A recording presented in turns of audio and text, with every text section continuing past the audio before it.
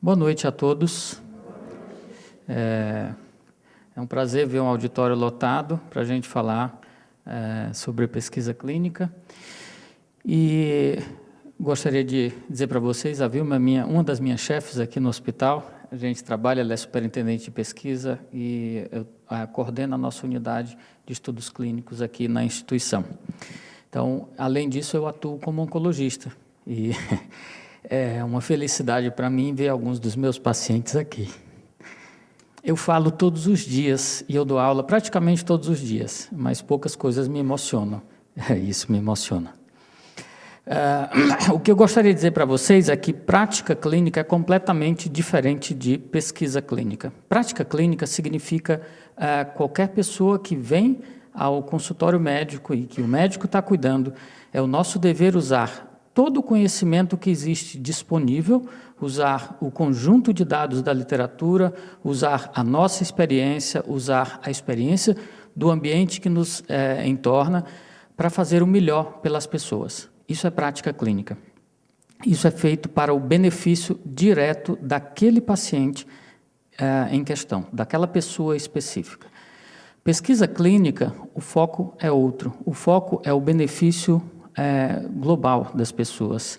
Muitas vezes quem participa de um estudo como voluntário é um herói em silêncio, porque ele muitas vezes não tem nenhum benefício daquilo, mas 100% das vezes ele beneficia outras pessoas.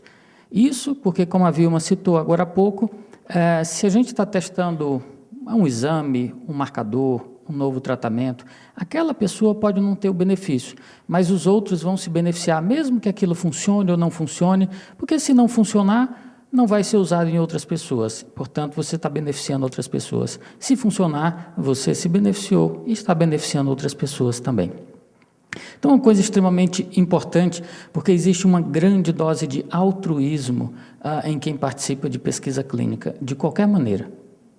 A gente está em ano de Olimpíada, então essa é uma foto de uma lembrança da minha infância, que é a Olimpíada da União Soviética, em 1980, onde esse ursinho, o Misha, ele sorriu na abertura da Olimpíada e ele chorou uma lágrima no final da Olimpíada. E o que eu gostaria que vocês percebessem aqui é que tem milhares de pessoas no esforço combinado para fazer isso daqui a ser uma figura bonita, sem falhas e em movimento, porque ele fazia alguns movimentos de piscar e sorrir. Isso eram milhares de pessoas trabalhando juntas. Numa Olimpíada mais recente, na China, também, a gente via milhares de pessoas absolutamente alinhadas aqui. Então, por que isso é importante para o nosso contexto aqui? Porque o nosso corpo é mais ou menos assim. A gente tem um conjunto de células que estão trabalhando em conjunto para que a gente faça a mesma coisa, para que a gente tenha uma harmonia nas funções do organismo. Exatamente como aquelas pessoas. 37 é um número pequeno, mas o que vocês me diriam de 37 trilhões de células? É isso que compõe o nosso corpo. Então, vocês já imaginaram? São mais de 200 tipos de células. Porque do mesmo jeito que numa empresa tem o presidente, os diretores, o funcionário, o gerente, o rapaz da limpeza, todo mundo de apoio, ou seja, cada um tem a sua função, tentando fazer um objetivo em comum, no organismo é a mesma coisa, são vários tipos de células diferentes.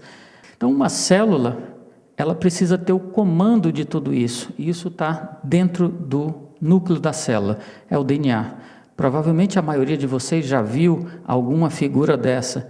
E se a gente olhar ela de maneira mais detalhada, a gente vai ver como a natureza é maravilhosa. Apenas um conjunto de letras, 4 letrinhas, fazem tudo o que a gente faz no dia a dia.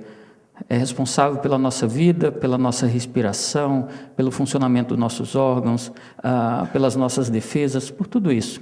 São mais de 6 bilhões de letrinhas que a gente tem no nosso código genético. Se a gente somar, são 2 fitas de DNA, cada uma vem uma do pai e uma da mãe.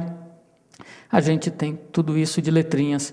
Imagina como a natureza demorou milhões de anos para organizar tudo isso, para gerar tudo isso, para que a gente seja exatamente o que a gente é. Ou seja, a perfeição que é o organismo humano depende disso tudo funcionar direito. Todos vocês devem conhecer essa atriz muito bonita, Angelina Jolie, que ficou famosa, aliás, sempre já era famosa há muito tempo, mas uma história da vida dela ficou famosa recentemente, porque ela veio a público falar sobre o seu problema de câncer na família. Então vamos usar como exemplo, todos vocês sabem que ela se chama Angelina Jolie, e que eu errei a soletração do nome dela aqui. Do mesmo jeito, se eu errar alguma sequência aqui, eu posso ter o que seria o equivalente a uma mutação. Existem vários tipos de mutação, o mais simples, o mais comum deles é simplesmente a troca de uma letra. Por incrível que pareça, a troca de uma única letra no meio de 6,4 bilhões de letras pode fazer um estrago enorme no nosso organismo. Os tumores, eles acumulam mutações ao longo de meses, anos. A maior parte da vida de um tumor é no âmbito microscópico, antes que a gente seja capaz de detectá-lo. E isso é um problema para a gente. Eles acumulam, às vezes, milhares de mutações, milhares de defeitos. É lógico que, se a gente pensar numa quantidade tão grande de defeitos, possivelmente ele deveria não funcionar. Mas, na verdade, boa parte dessas mutações acabam não trazendo uma repercussão maior. Mas algumas delas, só precisam uma meia dúzia delas realmente impactar, porque se elas forem responsáveis por funções cruciais na vida de uma célula. Novamente trazendo para uma comparação mais simples da gente entender. Aqueles que já assistiram esses filmes desse X-Men, que na verdade eles são mutantes humanos, cada um deles, esses são os do bem, né? Cada um deles tem uma habilidade específica, né? E num dos filmes da série, um vilão começou a sequestrar esses mutantes e roubar a característica genética de cada um deles, fazendo um supermutante. Então, esse supermutante seria o equivalente a uma célula tumoral, ou seja, ela tem várias das capacidades que ela não deveria ter, que as células têm como um todo, mas de maneira parcial, cada uma expressa essas funções, ele tem várias delas. O objetivo dessa introdução é lembrar a vocês que o câncer é uma doença extremamente complexa. Não dá para a gente simplificar e nem para a gente ficar em teorias conspiratórias de que descobrimos o câncer e estamos guardando no nosso bolso. Tá? Então é difícil a gente ouvir determinado tipo de opinião quando a gente olha a tamanha complexidade da coisa. Então, sem rodeios, tem cura para o câncer? Sim, é lógico que tem cura. E graças a Deus a gente vê isso no dia a dia, a gente acompanha pessoas que se curam.